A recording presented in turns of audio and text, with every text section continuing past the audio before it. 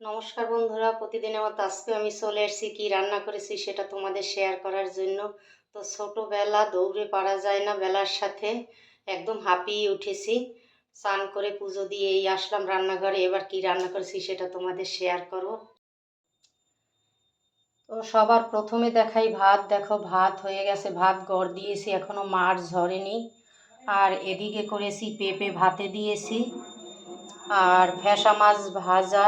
Fascia মাছে কাটা বলে ছেলে খায় না, তার জন্য ডিম পেঁয়াজ দিয়ে ভুনা করেছি। আর এটা হয়েছে পাকা শশা, তোমরা খাও কিনা জানি না, পাকা শশা আলু দিয়ে রান্না করেছি। আর এটা হয়েছে অল্প করে একটু চচ্চড়ি বানিয়েছি, ফুলকপির ডাঁটা, আলু, বেগুন, কুমড়ো, সরিষা বাটা দিয়ে। আর এদিকে দেখো রান্না করেছি মুগ ডাল। মুগ ডাল করেছি কুমড়ো দিয়ে। তো এই ছিল আজকে আমাদের দুপুরের মেনু।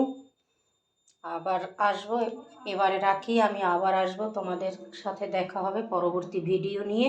টাটা, সবাই ভালো থেকো, সুস্থ থেকো, এবারে রাখি।